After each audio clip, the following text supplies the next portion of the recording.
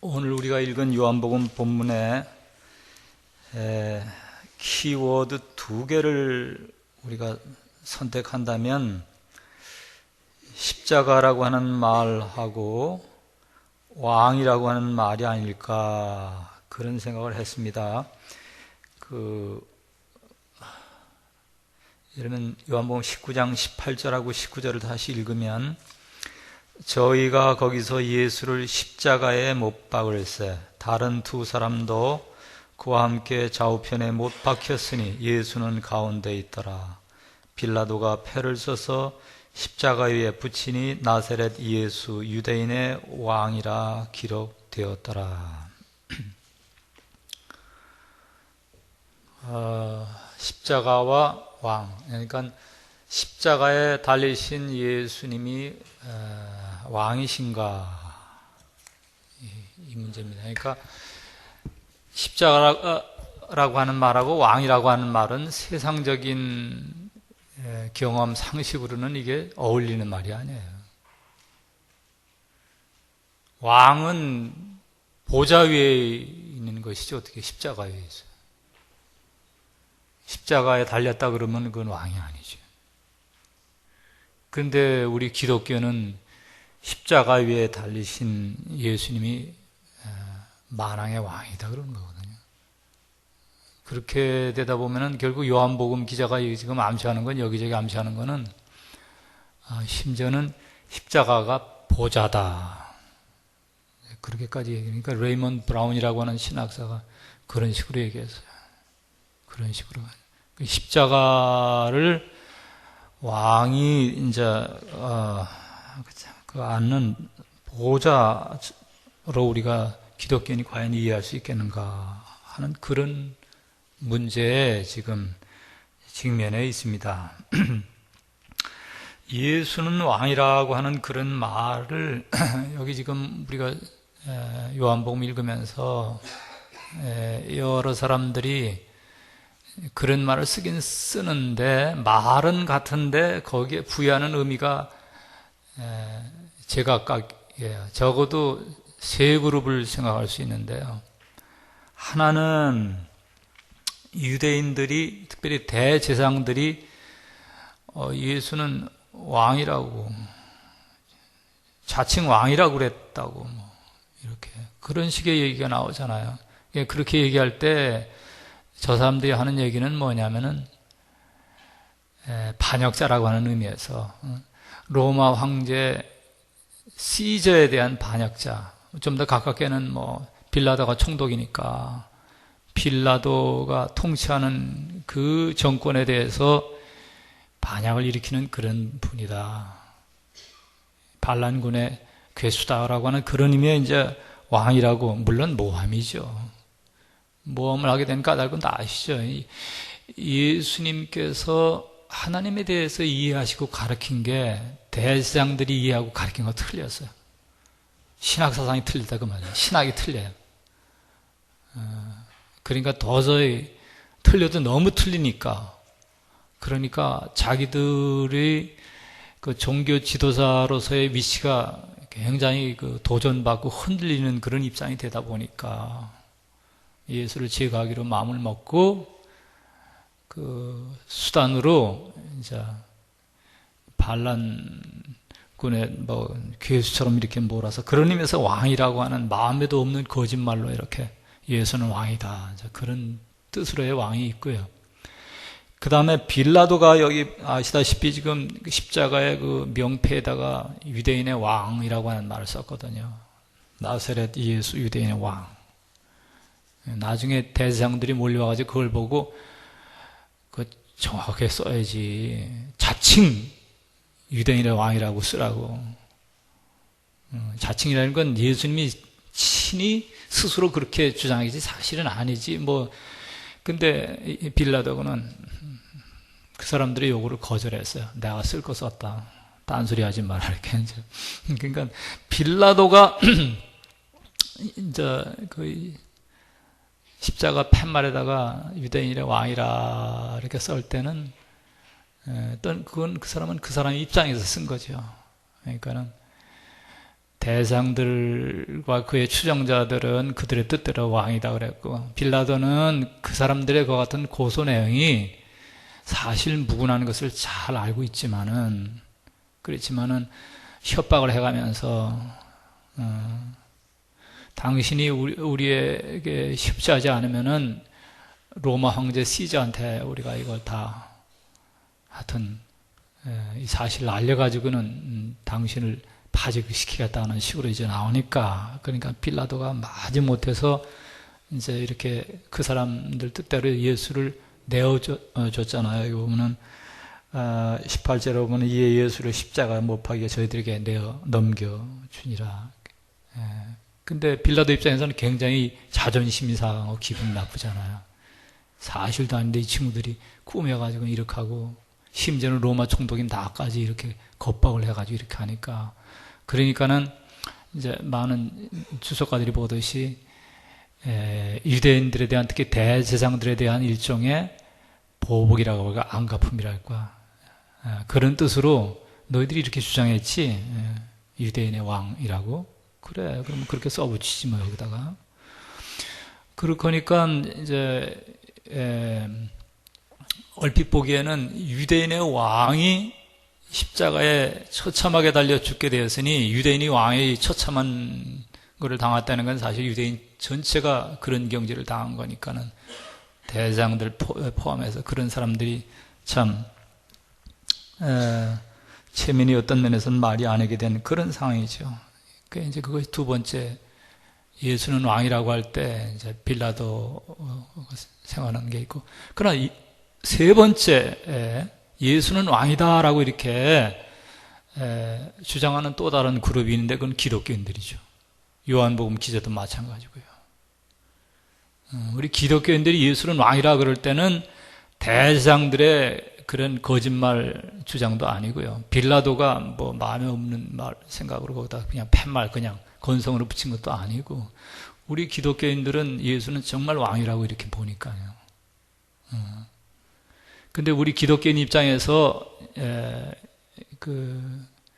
넘어야 될 어려운 그 산은 뭐냐면은, 맨 처음에 말씀드린 것처럼 어떻게 화려한 보좌 위에 앉으신 분이 아니라 십자가 위에 달려서 처참하게 죽임을 당한 그분이 왕이냐 이거야. 왕도 보통 왕이 아니라 만왕의 왕이고 우주의 왕이냐 이거야. 모든 왕들 위에 뛰어난 왕이냐 이거야. 그거를 우리 기독교인들이 거기까지 우리가 이해하고 나가야 되는데, 하여튼 그것이 참 쉬운 일이 아니죠. 참 쉬운 일이 아니에요. 유대인들은, 특히 대제사장들은 지금 예수님을 십자가에 못 박음으로써 사실은 하나님을 배반한 거예요. 이 사람들이 그런 말까지 했어요. 아주 이 못된 일을 하는데 완전히 속된 말로 미쳐가지고는 할 말 안 할 말도 가리지 않고 막 하는데, 19장 15절에 보면은 그런 말 하잖아요. 가이사 외에는 우리에게 왕이 없나이다. 가이사는 시자지요. 로마 황제 시자인데, 시자 외에는 왕이 없습니다. 그렇게까지 이 사람들이 말이야, 대제사장과 그 무리들이, 추종들이 그렇게 얘기하는 거는, 그렇게 얘기하면 안 되거든요. 자기들이 믿고 가르치는 신앙에 따라서도 그렇게 얘기하면 안 되고, 하나님만이 우리의 왕입니다. 이렇게 고백해야 되는 사람들이 사람 하나를 죽이려고 정신이 완전히 빠지는 바람에 미쳐가지고는 못할 말도 막 해요. 가이사 외에는 우리에게 왕이 없다고 이제 그렇게 함으로써 사실은 이 사람들은, 대제사장과 그의 추종자들은 하나님에 대한 믿음을 버린 거예요. 왕이신 하나님을 저버린 겁니다. 이렇게 하는 가운데 이 사람들은 진실도 저버리고 정의도 저버리고 사랑도 저버리고, 진실 대신에 거짓을 선택했고요. 그러잖아요. 뭐 하나님께 대해서도 거짓말을 하는 거고, 예수에 대해서도 거짓말한 거고, 그렇게 하고, 그 다음에 정의 대신에 불의를, 예수님을 그렇게 대하면 안 되잖아요. 무슨 그 사람이 무슨 반란군의 무슨 괴수라고 무슨 쿠데타를 일으키는 사람이라고 군대도 하나 없는 사람인데 무슨 그런 사람을 그렇게 사람을 몰아가지고는 죽이려고 정의롭지가 못해요. 불의하잖아요. 그리고 너무 무자비해요. 그런 식으로 아주 피도 눈물도 없이 그렇게 사람을 중상모략을 해가지고는 몰아치는 이 사람들이 어떻게 하나님을 믿는 사람이냐. 자칭 하나님의 선민이라고 하는 사람들이요. 그 선민 중에서 지도자라고 하는 사람들이 대제사장들이 말이야. 그리고 그 수하들이 어떻게 이런 짓을 하는가. 참 믿어지지가 않은 이런 짓들을 해요. 인간 세상에 이런 일이 있죠. 참 굉장히 아이러니컬한 거는 하나님의 택하신 선민들이 나서 가지고는 하나님의 독생자를 기름 부으신 그리스도를 이렇게 배반하니 이게 뭐 등잔 밑이 어둡다고 어떻게 하나님의 은혜를 이렇게 많이 받은 사람들 이럴 수가 있습니까? 그래서 이런 일이 일어났어요. 그 빌라도는 나사렛 예수 유대인의 왕이라고 하는 이 명패를 붙일 때 3개 국어로 붙였다고 이렇게 썼다고 그렇게 돼 있어요. 거기 보면은 히브리어, 로마어, 헬라어 이렇게. 그러니까 히브리어는 이제 예수님도 히브리 사람이고 뭐 그 지역이 히브리 지역이니까 유대 지역이니까 그러니까 그 동네 지역 말로 그렇게 쓴 거고. 그 다음에 로마 말로 쓴 거는 그때 당시는 로마 천하니까 로마 제국 내에 말하지만 유대 나라는 식민지 나라니까 그러니까 로마가 이제 로마어 써야 되겠고 그 다음에 헬라어로 쓰인 까닭은 뭐냐면은 헬라어가 그때 당시에 국제어였기 때문에 그러니까 요새로 따진다면은 만약에 한국에서 그런 일이 일어났다 그러면 이제 명패 3가지 말이 들어갈 텐데 하나는 한국말이 들어가죠. 그 다음에 로마어에 해당되는 건 뭐가 될지 모르겠고 헬라어에 해당되는 거는 국제적으로 지금 가장 많이 쓰이는 언어가 뭘까 그걸 생각하시면 돼요. 예를 들면 아마 영어가 될 가능성이 높죠. 그러면 한국어 빼고 영어 빼고 그 다음에 뭐 하나 더 쓸까? 뭐 요새 중국이 일어나고 있으니까 중국말을 쓰든지 뭐든지 하여튼 이렇게 3개 국어를 이렇게 썼어요. 그래서 하여튼 그 모든 사람들이 다 알아볼 수 있도록 유대인이든 아니면 뭐 이방인이든 뭐 그 3개 국어 중에 뭐 하나는 알 거 아니에요. 그렇게 해가지고는 했다. 그 빌라도는 자기 생각으로 그렇게 했지만은 하나님은 그 인간의 생각과 욕심을 따서 하는 그 일을 하나님은 그것을 이용을 하셔서 하나님께서는 이 일을 통해서 어떤 일을 하고 계시냐면은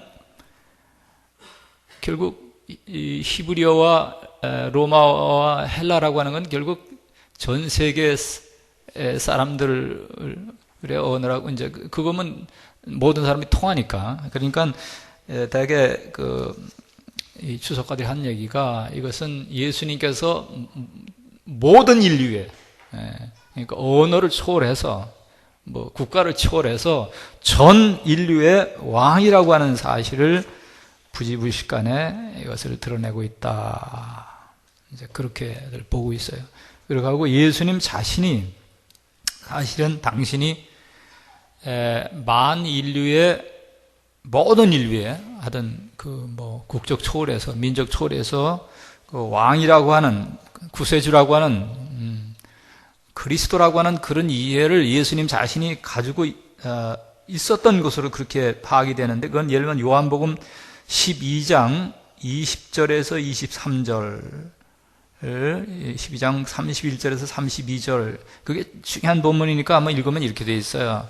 여기 헬라인이 등장하기 때문에 이 요한복음 12장 20절에 이해 보면 명절에 예배하러 올라온 사람 중에 헬라인 몇이 있는데 그들이 갈릴리 벳세다 사람 빌립에게 가서 청하여 이르되 선생이여 우리가 예수를 배웠고자 하나이다 하니 빌립이 안드레에게 가서 말하고 안드레와 빌립이 예수께 가서 여쭈니 예수께서 대답하여 이르시되 인자가 영광을 얻을 때가 왔도다.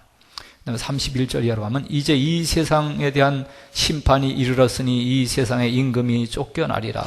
내가 땅에서 들리면 모든 사람을 내게로 이끌겠노라 하시니. 여기 읽은 본문 중에 우리가 주목해야 될 기준은 헬라인이 등장을 했다는 것이고, 그리고 예수님께서 말씀하시기를 모든 사람을 내게로 이끌겠다는 거예요. 그러니까 헬라인은 이방인이거든요. 그러니까 한 이방인이지만은 어떤 면에서는 유대인 이외에 전 인류를 대표하는 그런 성격을 가지고 있어요. 이런 사람 헬라인 밑에서 와가지고는 예수님의 제자 빌립한테 가서 예수님 좀 만나게 해 주시오. 그러니까 빌립은 자기 동료인은 안드레한테 가서 이런 헬라의 사람들이 와서 이렇게 얘기하는데, 같이 이제 예수님한테 가서 그 얘기하니까 예수님께서 그 말에 즉답하시기 전에 영광을 얻을 때가 됐다. 영광을 얻었다는 건 십자가에 달리는 그걸 가리킵니다. 요한복음에서는 자주. 그러면서 이어서 하는 말이, 내가 땅에서 들리면, 이 땅에서 들린다는 말은 십자가에 달린다는 말이에요. 왜냐면 십자가는 땅에서부터 좀 이렇게 떨어지거든요. 올라가거든요. 그런데 이 들린다고 하는 말이 십자가에 달린다는 말도 있지만은 보좌 위에 올라간다라는 그런 의미도 동시에 이제 준다고 이제 요한복음 주석가들이 많이 그렇게 얘기해요. 그러니까 십자가가 보좌라는 말이에요.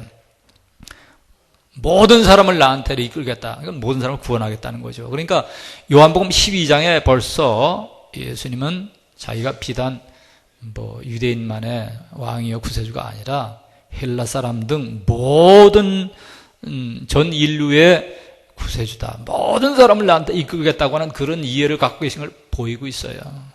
그렇기 때문에 그 예수님의 이해하고 빌라도가 3개 국어로 그렇게 팻말을 쓴 거하고는 이게 서로 연결이 돼요. 요컨대 예수님은 전 인류의 구세주라는 거. 이제 그런 것을 빌라도는 의식도 못하고 그냥 자기 관심에서 이렇게 썼지만은 그런 일이 드러나고 있다. 이거죠. 예수님께서는 십자가를 지시게 되는데, 오늘 본문에 보면은 그 이전에 어떤 일이 이제 있게 되냐면은, 그게 다, 결국, 순환에 관한 얘기지만은, 19장 17절에 보면은, 그들이 예수를 맡음에 예수께서 자기의 십자가를 지시고 해골, 히브리 말로 골고다라고 하는 곳에 나가시니, 그런 본문이 있잖아요. 그것도 우리가 같이 좀 생각해 볼 만한 내용이다. 예수님 십자가 지신 사건은 규절마다 하나하나 곰곰이 찬찬히 생각해 볼 바가 있어요. 예수님께서 친히 결국 자기가 거기에 달리게 될 나무, 그거를 짊어지고 가셨다. 그런 얘기예요. 이 본문하고 연관해서 우리가 함께 고려될 본문은, 여러분 누가복음 14장 27절에 누구든지 자기 십자가를 지고 나를 따르지 않는 자도 능히 내 제자가 되지 못하리라. 평소에 예수님께서 그렇게 가르치셨어요. 제자들한테 누구든지 자기 십자가가 있다, 사명의 십자가가 있다. 쉽지가 않다. 그렇지만은 십자가는 어려운 십자가지만은 자기 사명의 십자가, 어려운 고난의 십자가를 지고 가야 된다. 그렇게 가르치셨거든요. 그렇게 가르치신 분이 당신의 가르침을 스스로 모범적으로 실천하시는 거죠. 그러니까 자기 십자가를 자기가 지고 가신 거예요. 근데 이제 요한복음에는 그렇게 이제 예수님께서 십자가를 지고 가셨다는 그런 말이 이제 있는데, 다른 공간복음서에는 있는데 여기 없는 그런 내용이 있어요. 다른 예를 들면, 이제 내가 구레네 시몬 얘기를 하려는 거예요. 누가복음 23장 26절에 보면은 그들이 예수를 끌고 갈 때에 시몬이라는 구레네 사람이 시골에서 오는 것을 붙들어 그에게 십자가를 지워 예수를 따르게 하더라. 그러니까 이 누가복음 지금 방금 이 구레네 시몬이 십자가를 졌다는 얘기하고 요한복음에 예수님께서 자기 십자가를 지고 갔다고 하는 얘기가 이게 서로 다른 얘기인가 어떤 얘기인가. 게다가 이제 조금 전에 아까 말씀드린 것처럼 예수님께서 누구든지 나를 따르려면 자기 십자가를 지고 따라와야 된다 하는 그런 말씀하고 구레네 시몬이 이제 예수님의 십자가를 진 거하고는 어떻게 연결되는 건가? 왜 요한복음에는 구레네 시몬의 얘기가 빠졌는가? 이런 것들이 이제 궁금하잖아요. 근데 한 주석서에 보니까는 이렇게 되어 있어요. 요한복음은 이제 요한복음을 쓴 그 사람과 그 사람이 지도하는 교회 공동체가 제일 그 고민했던 싸웠던 그 이단 사상은 뭐냐면은 영지주의 사상이라는 거였어요. 어려운 말 영지주의라고 하는 거는 영과 육을 이렇게 분리를 하고 아주 그래서 영적인 것하고 육적인 것은 육체하고 이 영혼하고는 아무 상관이 없고 또 하나님하고 이 세상적인 것 물질적인 걸 너무 이분법적으로 보는 그런 것이고 그러다 보니까 뭐 예수 그리스도 신적인 분이 어떻게 뭐 육체를 입고 오셨겠냐 그분이 죽음을 당할 수 맛볼 수 있었겠느냐 그런 것에서 이제 부정적인 그런 얘기를 하는 그런 이단인데요. 그거에 대해서 교회 전통은 특별히 이제 성경으로 따지면 요한복음에 있는 입장에서는 예수님은 육신을 입고 오셨다. 예수는 분명히 죽음을 맛보셨다. 그런 입장을 이제 하다 보니까 그러니까 영지주의 일파 중에서 한 얘기 중에 이런 얘기가 있어요. 예수님 대신에 구레네 시몬이 십자가를 지고 골고다 언덕까지 올라갔고 그리고 십자가에 달려서 죽은 것은 예수님이 아니라 구레네 시몬이다. 그런 얘기까지 이제 퍼뜨리게 되니까 그 얘기를 요한복음 기자가 아니까 그건 사실이 아니니까 그러니까 구레네 시몬 얘기 여기다 집어넣으면은 또 그걸 핑계 삼아서 또 영지주의자들이 얘기하는 것처럼 봐라 예수님이 아니야 십자가 달린 거는 구레네 시몬이지 그런 얘기를 할까봐 걱정이 돼서 아예 빼버렸다는 거예요. 요한복음 기자는 아주 빼버렸다 이거지. 근데 이제 다른 복음에 이제 있잖아요. 그러면 이게 어떤 상황이냐면 뭐 신학자 중에 뭐 C.S. 다드라든지 그런 사람들을 얘기한다면은 이게 십자가가 굉장히 무거웠고 예수님은 굉장히 약하셨고 피곤하셨고 그래서 십자가 그 나무를 앞에서 지시고 혼자 감당이 못 되니까 구레네 시몬은 뒤에서 보조하는 입장에서 같이 지고 갔다. 되게 그렇게 보는 학자들이 많아요. 그게 사실일 가능성이 있죠.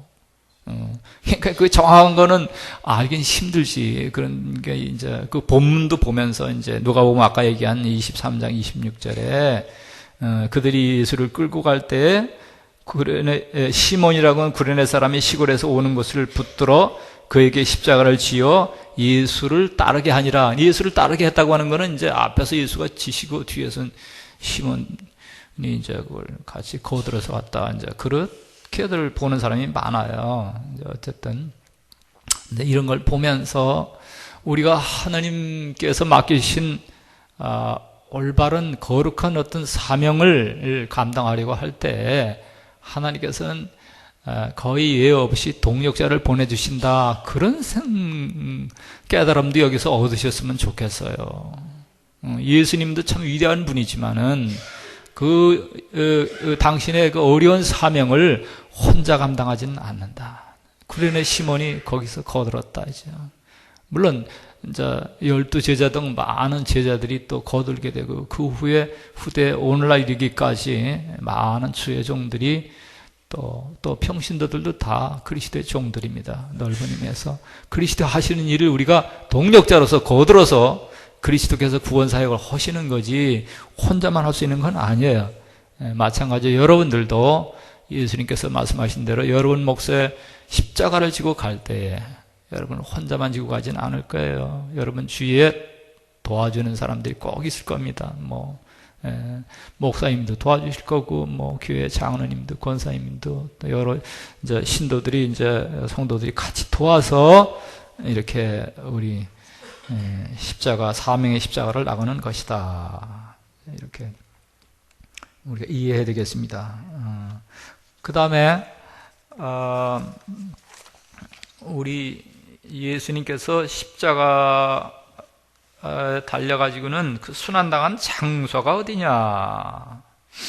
17절에 보면은 저희가 예수를 맡음에 예수께서 자기의 십자가를 지시고 해골, 바로 히브리 말로 골고다라고 하는 곳에 나오시니, 이렇게 되어 있어요. 골고다가 정확히 어딘지는 우리가 오늘 정확히 알기 힘든데요. 하여튼 20절에 그 위치에 대한 힌트가 나옵니다. 예수의 못 박이신 곳이 성에서 가까운 거로, 그렇게 되어 있어요. 성은 물론 예루살렘 성이죠. 골고다. 그러니까 오늘날의 예루살렘은 굉장히 커요. 그러니까 내 생각에는 오늘날 예루살렘 성지 순례 갔다 오신 분은 여기가 아마 이쯤이 골고다, 예수님께서 그 순환 받으신 곳이라고 하는 그런 이제 전설 같은 얘기를 이제 누가 안내자는 그런 사람 하는 걸 들었을 거예요. 뭐 그 위에 뭐 기념교회도 있고 뭐 어쩌고. 근데 그건 지금으로 따진다면 예루살렘 그 도시 안에 있지만은, 그러나 옛날에 예수님 2000년 전에는 예루살렘 도시가 그렇게까지 이제 영역이 크지 않고 좀 작으니까, 그때로 따진다면은 골고다는 성에서부터 좀 떨어진 거. 그러니까 우리 학곡리 생각하면 돼요. 학곡리가 요새는 춘천시지만 옛날엔 춘천시가 아니었어요. 옛날에 제가 여기서 학교 다닐 때는 언제나 강원도 춘성군 신동면이었지, 제 기억에. 근데 어느 날 보니까 이게 춘천시가 됐어요. 그러니까 지금은 여기서 일어난 일은 춘천시에서 일어났다, 이제 이렇게 얘기하겠지. 그렇지만 제가 어렸을 때 만약에 어떤 일이 일어나면 그건 춘천시에서 일어난 일이 아니에요. 춘성군에서 일어난 일이지. 그런 것처럼 예루살렘도 마찬가지, 이제 시대가 지나가지고 이제 확대가 되니까 지금으로 따진다면 예루살렘 성내에서 그 도시 내에서 일어났다, 이제 그렇게 하겠지만은 옛날에는 그렇게 크지 않았으니까 여기 20절의 얘기를 예수의 못 박이신 곳이 성에서 가까웠다, 이제 그렇게 표현됐어요. 골고다, 어떤 예루살렘 그 지역에 있는 어느 곳입니다. 저한 곳은 이제 전설로 내려오는 것이 있고요. 이제 성지순례 가면 여기다 저기다 하는 그런 데가 있는데, 근데 골고다 해골이라고 이름이 참 묘해요. 근데 지역 이름이 해골이냐 말이에요. 해골. 영어로 스컬 이렇게 되는데 해골. 해골바가지 아시죠? 이게 이제 죽음의 상징이잖아요. 근데 그 교부 중에 존 크리소스톰이라고 하는 교부, 이분은 굉장히 아주 오래전 사람이에요. 찾아보니까는 AD 347년에 태어나서 AD 407년에 돌아가신 분인데, 정말 몇백 년 전 사람이잖아요. 몇백 년이 뭐야 이거 지금. 하여튼 간에 엄청나게 오래전 사람인데, 이분이 요한복음에 대해서 주석서를 썼어요. 거긴 뒤적거려 보니까는 이렇게 돼 있어요. 골고다는 인류의 시조인 아담이 죽어가지고 장사된 곳. 그러니까 아담의 무덤이 있는 곳이라는 거예요. 골고다가. 믿거나 말거나 하여튼 그이든 이제 어디서 내려오는 전설을 들은 거지. 그러면서 이제 그거를 고려하면서 신학적인 해석을 가하기를, 아담의 무덤 위에 십자가가 세워졌다고 하는 것은 결국 아담이 당한 죽음을 정복하는 의미가 있다, 예수의 십자가가. 그런 식으로 해석을 해요. 그러니까 아담이 죽었다라고 하는 것은 결국 우리 경험적으로 다 하는 거지만은 아담의 후손된 전 인류가 죽는다는 거거든요.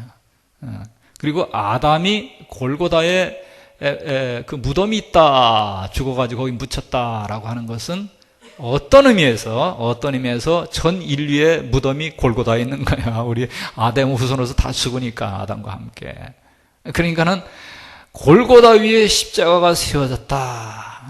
왕이신 예수 그리스도의 보좌가 순환당하셨을 뿐만 아니라 죽으셨을 뿐만 아니라 또한 부활하신, 이런 죽음을 이기는 그 부활의 능력을 보이신 이런 분의 보좌가 그 아담의 무덤 위에, 골고다 위에 세워졌다고 하는 것은 예수 그리스도의 십자가 순환이 죽음을 이기는 구원의 십자라는 것을 우리에게 넌지시 이렇게 보여주겠다 하는 이런 식으로 그 교부 크리소스톰이 해석을 해요. 그래서 그 해석이 굉장히 매력적입니다. 그래서 여러분들에게 소개를 해드렸습니다.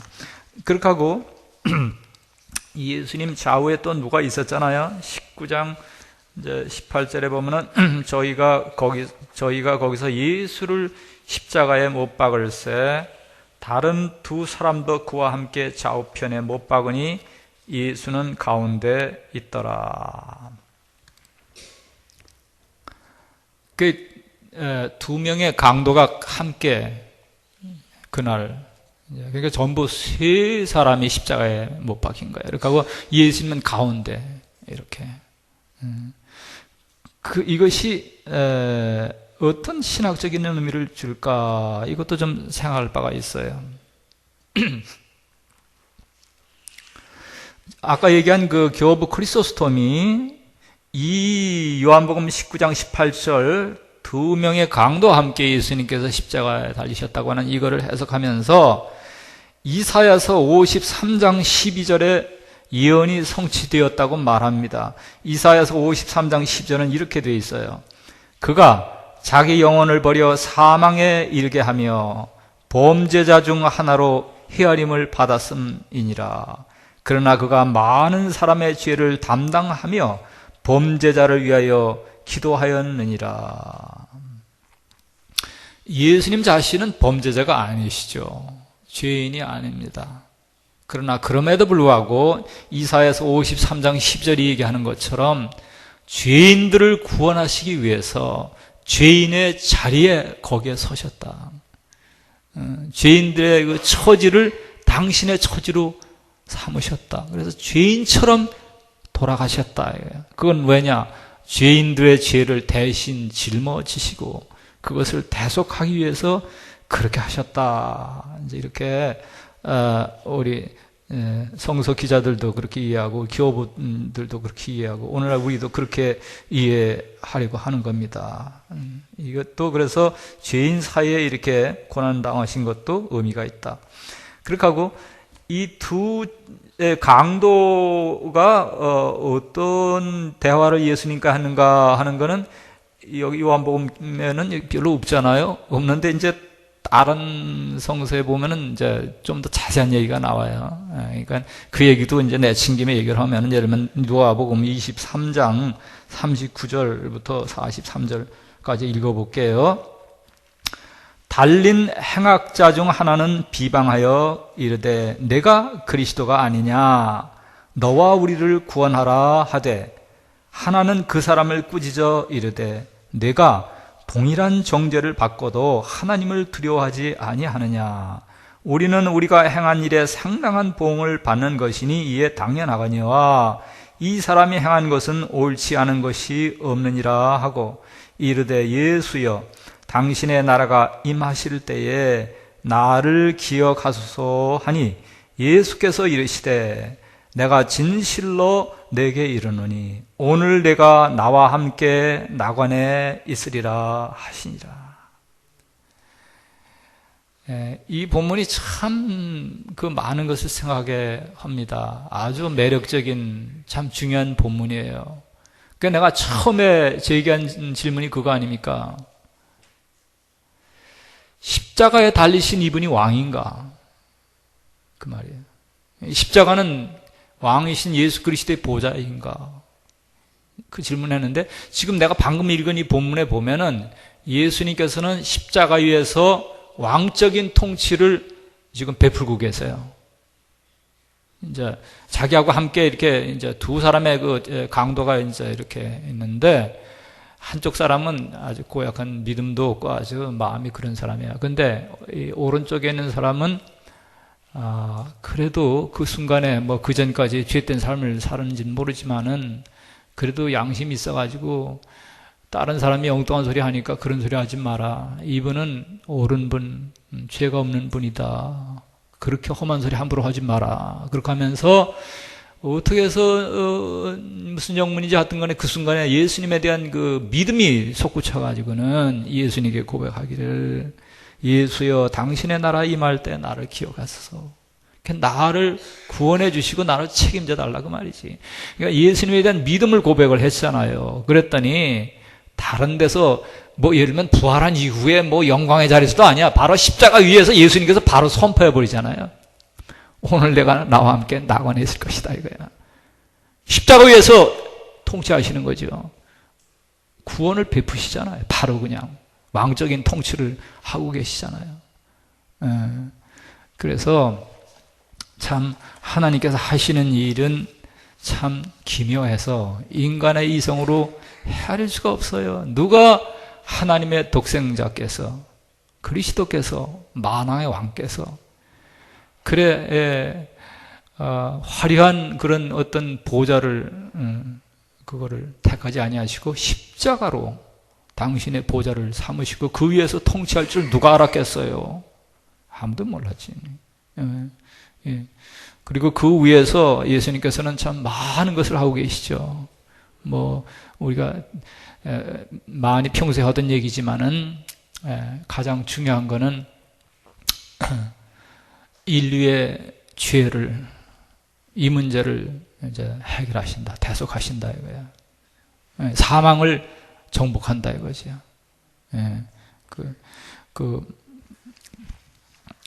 아까 읽은 그런 내용 중에 그런 말이 있어요. 내가 높이 달리면은, 그 다음에 세상 임금을 내가 쫓아내겠다. 이런 얘기도 있는데, 십자가 위에서 세상 임금은 사단이고, 내지는 이제 사단의 영향력을 받는 것 같은 이제 여러 사람들이 이제 조그만 이제 세상 군왕들이죠. 이러면 이 경우에 대세상들도 사실은 사단의 수하처럼 지금 행동하고 그 빌라도도 마찬가지고요. 왜냐면 진실을 위하지 않고 정의를 위하지 않고 무자비하게 하니까 그렇게 하는 건 다 사단의 그 왕국에 속한 그런데 그런 일에 대해서 하나님께서는 심판을 하십니다. 십자가 위에서 심판을 하시고 그들이 이제 죄와 이제 죽음을 가지고 사단은 이제 장난을 치는데 그래서 사람들을 전부 다 이제 죽음에 이제 쳐넣는 거를 그 사단이 그걸 주 목적으로 하는데, 그게 이제 사단의 통치예요. 그러니까 세상 임금이라 그러잖아요. 예수님께서 사단에 대해서. 세상 임금이라고 말을 하는데, 근데 그거에 대해서 세상 임금을 격파하는 만왕의 왕은 어떻게 격파를 하느냐면은 죄를 스스로 짊어지심으로써. 사단의 무기는 이제 인간이 죄인이라는 거거든. 그리고 그걸 핑계 삼아가지고는 죽음에 쳐넣는다는 거거든. 하나님의 형상을 받은 인류를. 그럴 때 하나님의 독사신 예수는 어떻게 사단을 격파하느냐? 죄는 내가 대속해서 문제 해결한다. 이거야. 죄 문제가 해결되면 그 다음엔 구원받는다 이거야. 죽음에 처하지 않고 이제 구원받고 영생을 얻는다는 걸 내가 먼저 모범적으로 보여준다 이거죠. 그래서 장사한 지 사흘 만에 부활한 생명 가지신 분으로 제자들한테 딱 나타나잖아요. 그렇게 하고 누구든지 당장 자기 우편에 있던 강도한테 얘기했잖아요. 평소에 어떻게 살았던지 불구하고 이 순간에 진정 죄를 회개하고 그리스도를 믿으면 우리의 죄 다 사함받고 그렇게 하고 구원받고 사망에 넘겨지지 않고 영생을 얻는다 하는 거예요. 그게 이제 이 세상 모든 이제 소위 말하는 임금들을 심지어는 사단마저도 다 죽을 운명이죠.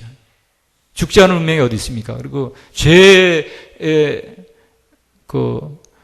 거기에 걸려들지 않은 게 어디 있습니까? 세상 인구들 다 죄인들이죠. 모든 인류가 다 죄인이고, 사단도 그것도 죄인이지.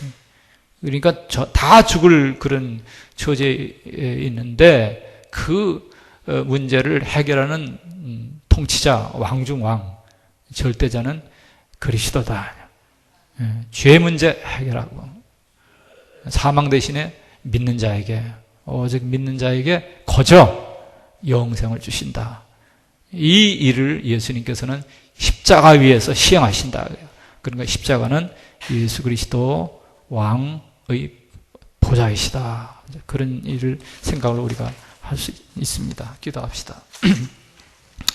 하나님, 인생들이 참 만왕의 왕이신 하나님과 만왕의 왕이신 그리스도를 배반하고 우리가 진실 대신에 거짓으로 살고 정의 대신에 불의를 좋아하고 우리가 사랑과 자비 대신에 무자비한 그런 일들을 행하면서 요컨대 죄 중에 사는 이런 많은 우리들의 허물과 죄가 있을 때에 한이 없는 사랑으로 우리에게 오셔서 우리 죄인들의 모습으로 나타나시고 우리 죄인들의 죄를 다 짊어지시고 십자가 위에서 도말하신 예수 그리스도, 왕 중의 왕이신 예수 그리스도를 우리가 우편 강도처럼 우리가 믿고 고백하고 우리의 삶을 맡기오니 우리를 불쌍히 여겨주시고 우리를 구원하여 주시고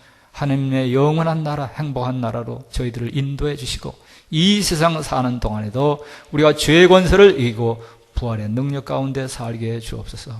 예수님의 이름으로 기도합니다. 아멘.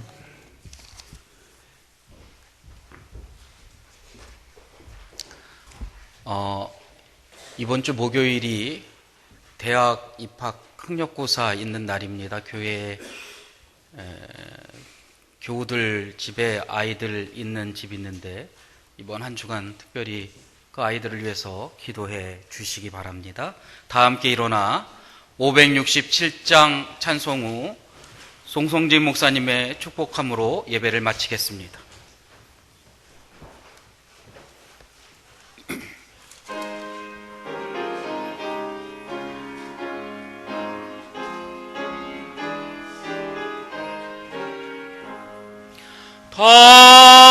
다정하신 목자 예수 어린 양을 돌보사 캄캄한 밤 지낼 동안 나를 품어주소서. 선한 목자 내 주 예수 나의 기도 들으사 내일 아침 될 때까지 나를 지켜주소서. 좋은 옷을 입히시고 맛난 음식 먹이사 고이 길러 주시오니 주여 감사합니다.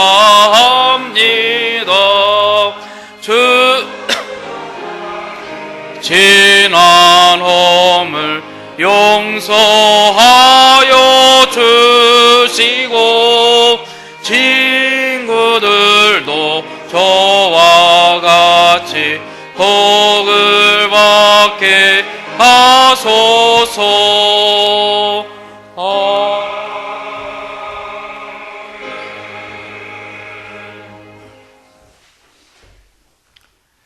이제는 골고다 위에 험한 십자가 위에서 우리의 죄를 대속하기 위해서 그 순환을 당하신 예수 그리스도가 사실 왕중 왕이요 우주를 다스리시는 통치자임을, 특별히 우리의 죄를 대속하시는 구세주임을 믿고 예수께 우리의 삶을 다 맡기고 예수님만 따르기로 이렇게 굳게 거듭 오늘 다짐하는 당신의 이 백성들, 우리 성함께 여기 모인 모든 회중들 위에 아버지 하나님의 무한하신 사랑과 예수 그리스도의 구속의 은총과 성령의 감화 감동하시고 인도하시는 은혜가 지금 그리고 영원히 함께 하시기를 축원하옵나이다.